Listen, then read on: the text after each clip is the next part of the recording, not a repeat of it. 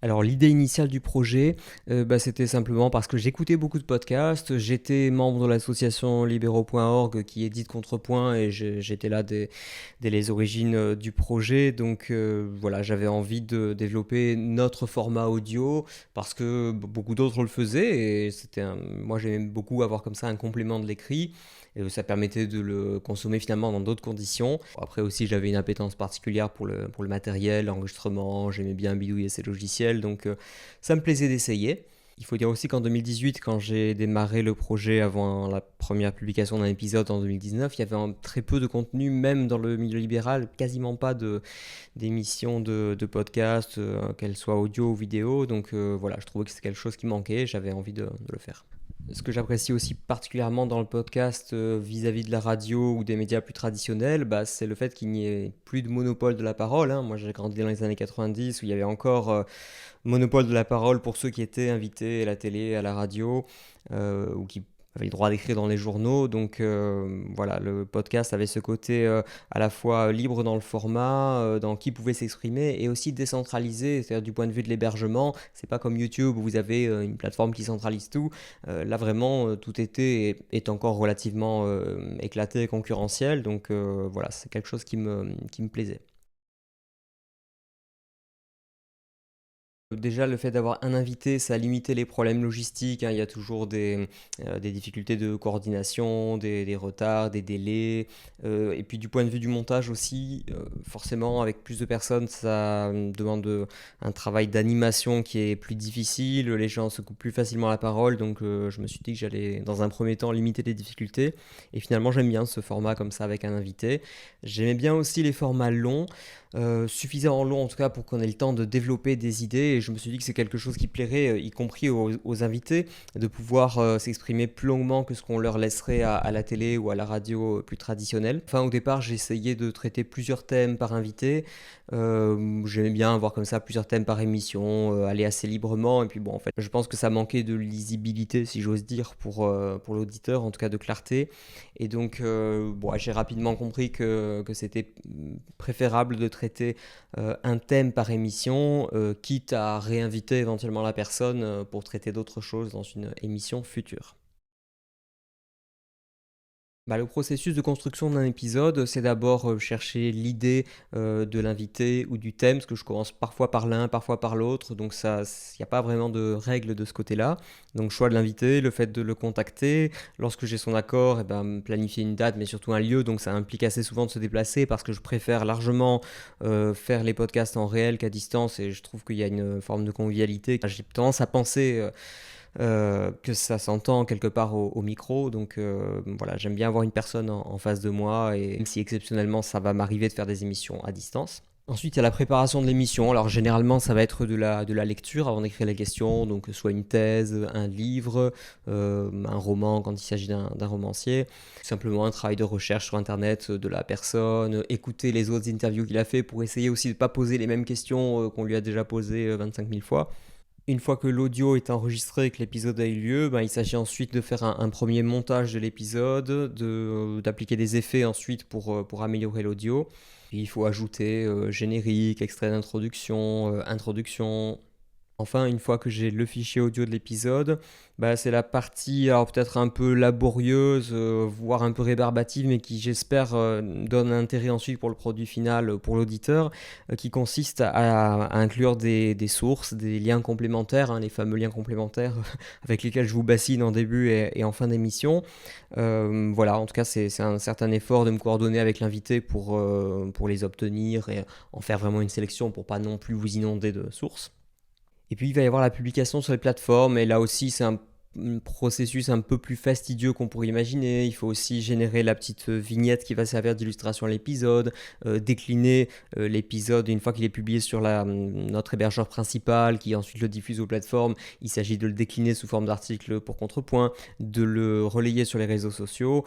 Bref, voilà, le total prend, on va dire, entre 10 et 15 heures par épisode, exceptionnellement un peu moins, et dans les premiers temps souvent beaucoup plus, mais voilà, on va dire qu'aujourd'hui on est sur allez, on va dire une moyenne de 12 heures environ.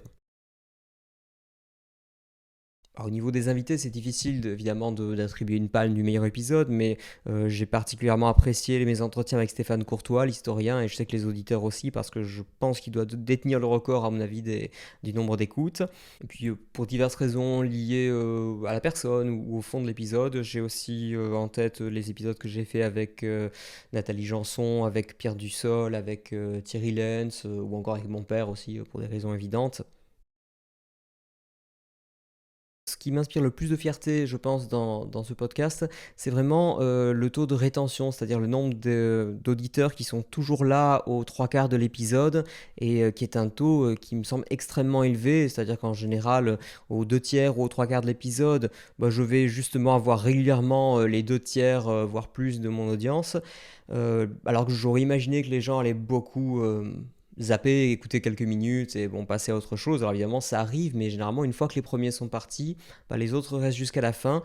Et ça, c'est consistant d'épisode en épisode. Donc, c'est quelque chose qui m'a agréablement surpris. Et donc, voilà, j'espère vraiment que ça va continuer comme ça. Pour l'année 2024, bah déjà, j'aimerais maintenir comme ça ce rythme d'un épisode toutes les 2 semaines, ou pas loin de ça en tout cas, qui a été permis justement par les dons de l'an dernier au moment de la campagne de récolte de fonds, puisque c'est ce qui m'a permis de consacrer plus de temps au podcast de Contrepoint au détriment des autres activités professionnelles que j'exerçais.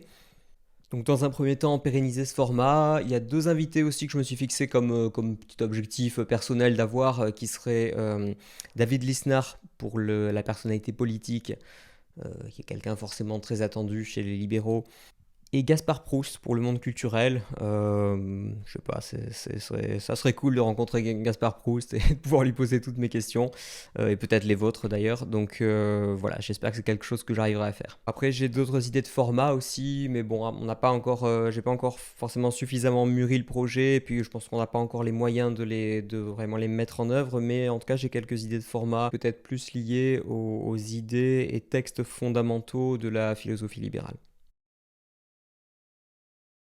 Évidemment, je profite de cette vidéo pour adresser un grand merci à vous, les auditeurs, et particulièrement les donateurs aussi, qui permettent à cette émission de s'être professionnalisée.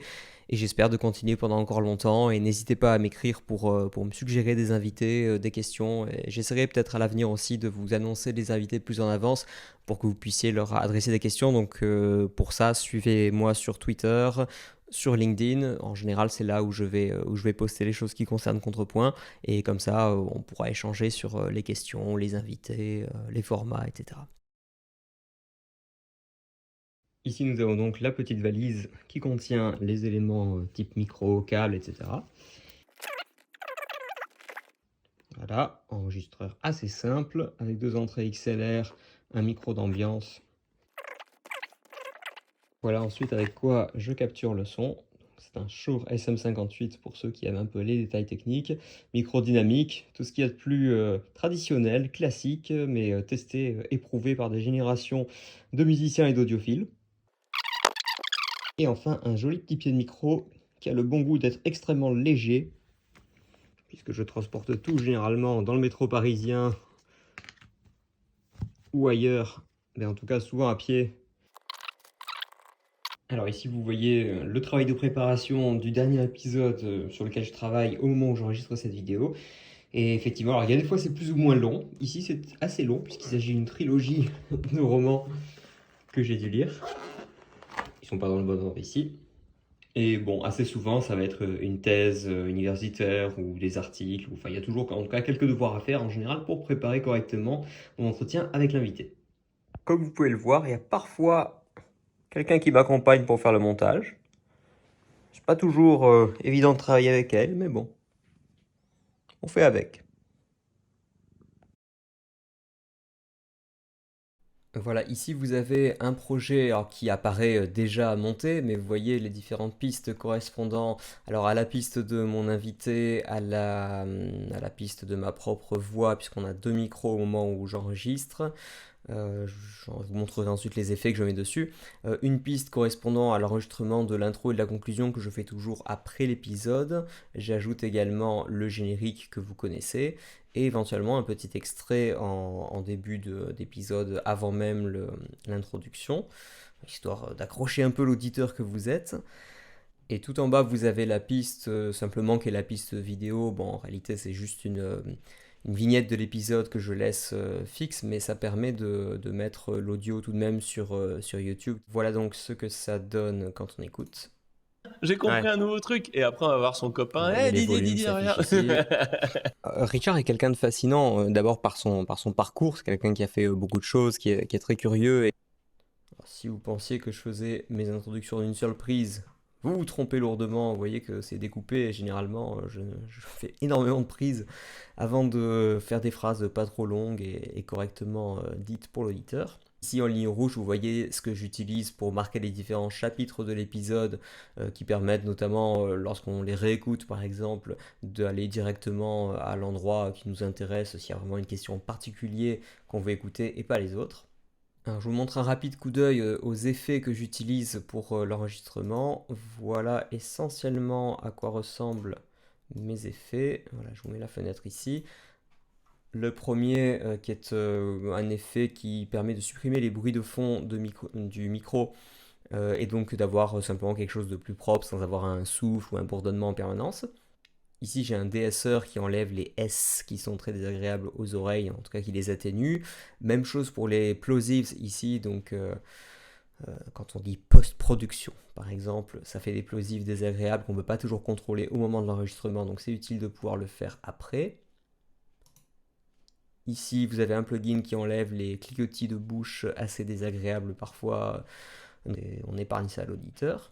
Un compresseur ici qui va essayer de rendre le volume un peu plus constant et en remontant un peu les niveaux trop bas et en descendant, en limitant les niveaux trop hauts. Un limiteur au cas où il resterait quelque chose qui va un peu trop fort, qui va aller saturer le micro et qui serait un effet extrêmement désagréable pour l'oreille, je sais que le limiteur me le coupera.